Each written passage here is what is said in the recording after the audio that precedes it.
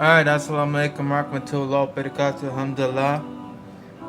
On this video, I want you guys, instead of looking at it from a third person perspective, I want you to look at it as a first person perspective. Like if these events are really happening to you. So if I say such and such happened, I want you to imagine it happened to you.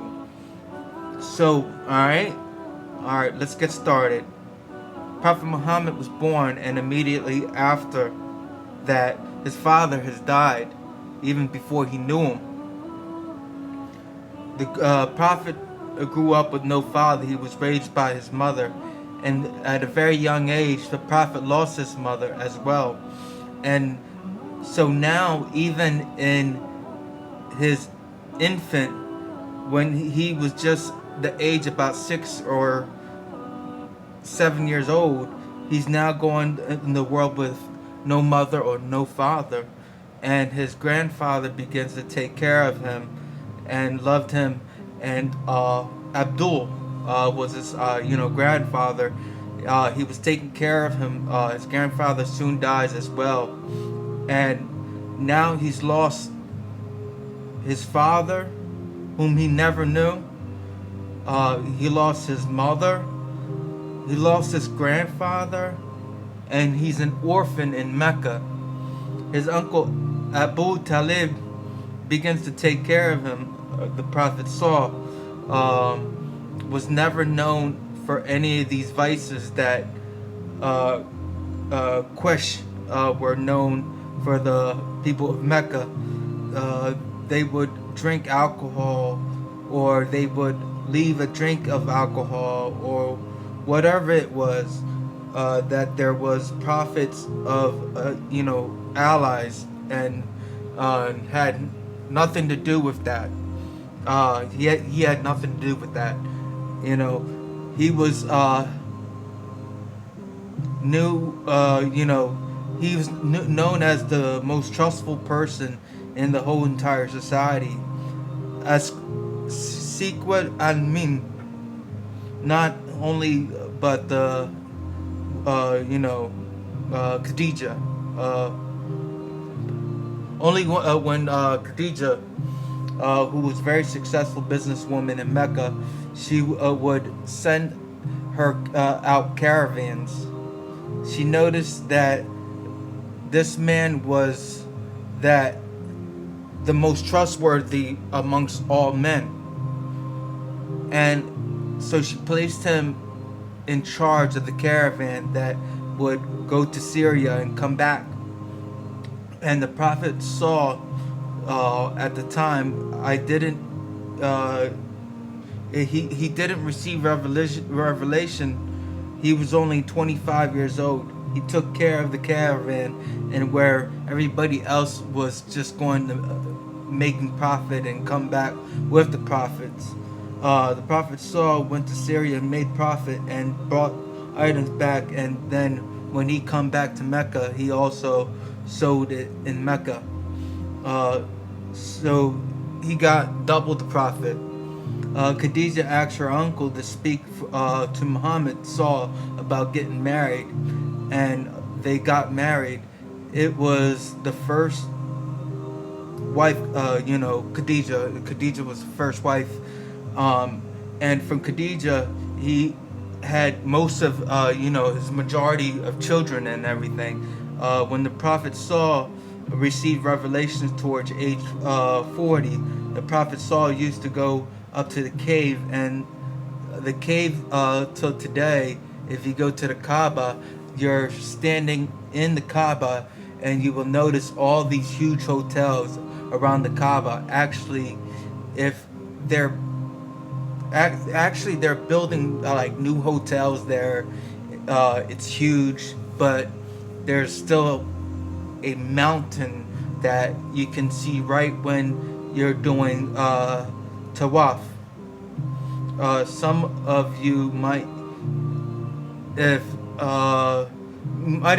some of you might have been to Mecca and you don't recognize the mountain, but there's a huge mountain in the distance that it's covered by hotels, and from the courtyard, the Kaaba, you can see the Garth Hidra. Hidra. That's the cave of Hira, and that's where the prophet saw it's an extremely difficult climb, right? All right, so if you're thinking, yeah, I want to give a visit there, it's maybe an hour walk towards. It's extremely, high, bigger than those hotels. So you're like walking uphill and all that type of stuff.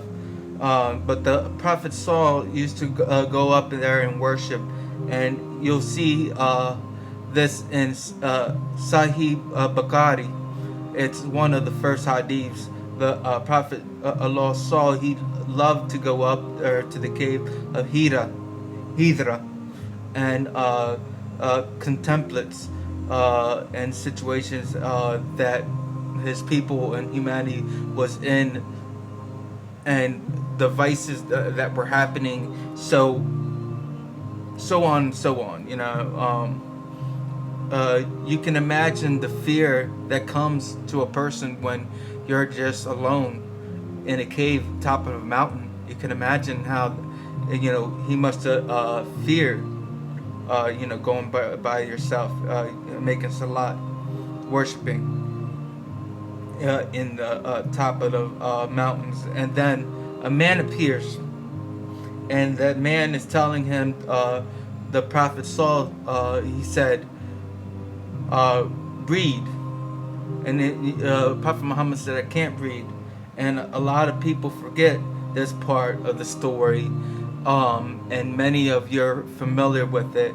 JIBREEL said, I'm the angel JIBREEL, grabbed the Prophet and squeezed him, and pressed him so hard, so not only the fear of seeing the person there was pressed, he was pressed so hard until the Prophet said, I felt like I was going to die. And then he let go, and he said, read. And the Prophet said to him, I can't read. And he pressed him again until he saw that he was going to die. And he said, read. And he said, I can't read. And then he pressed him again until he felt that he was going to die. And then JIBREEL told him, recite in the name of your Lord, who created man from a clinging substance. Recite, and your Lord, the most gracious, who taught by the pen, taught man which how he knew not. And the Prophet saw, as he was walking away, he saw JIBREEL in a stance in another point afterwards. He saw JIBREEL in his original creation. Can you imagine? Mashallah, that must be, really great seeing an angel in its original creation, covering, he said he was covering the whole entire horizon. Nobody saw JIBREEL, nobody. Only Prophet Muhammad. We love Jesus, but a lot of the Christians say that, that the Prophet never had any miracles. But this was one of the miracles.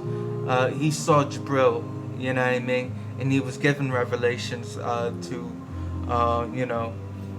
but nobody saw JIBREEL in this form, but the Prophet saw him, and he came home frightened. His wife Khadijah said, what's wrong? And he just said, cover me up. And he was shaken. He said, Zamunuli. I'm sorry, my Arabic is not very great, but Zamiluni, Zamillooni. I got some notes and stuff like I'm reading off of things that I'm gonna stumble by because my Arabic's not that very great.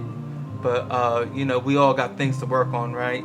Uh, he said, "Just cover me up." The Prophet Saul was so scared, but what has taken place, and in fact, after that, Khadijah, she said, Allah would never do this to you.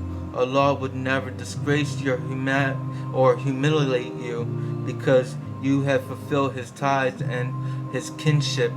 You're good to the orphans. If anybody needs help, you're the one that helps them. You feed them. You take care of them. You never be humiliated by, Allah subhanahu wa ta'ala. After that revelation, just continued. You will see that many months JIBREEL didn't come back until he felt Allah was angry with him. Assalamu alaikum warahmatullahi wabarakatuh. Alhamdulillah. Give me a thumbs up on this video. I promise my Arabic could get better. We all got to start somewhere. I've gained a lot of knowledge, on English, but my, Arabic's not very good, but, make dua, for me to get better on my Arabic, and, I'd make dua for my viewers and my non-viewers. There's things I've got to get better on, and I'm pretty sure there's things that you guys got to get better on. So we're all working on something. Assalamu alaikum warahmatullahi wabarakatuh. Alhamdulillah. Peace may be upon you all. If you watched this video all the way to the end, I am thankful for you watching, and catch my next video that I'll be making soon. I don't know what I should talk about after, but if you guys got some recommendations, please comment below in comments and stuff like that. Alright, assalamu alaikum.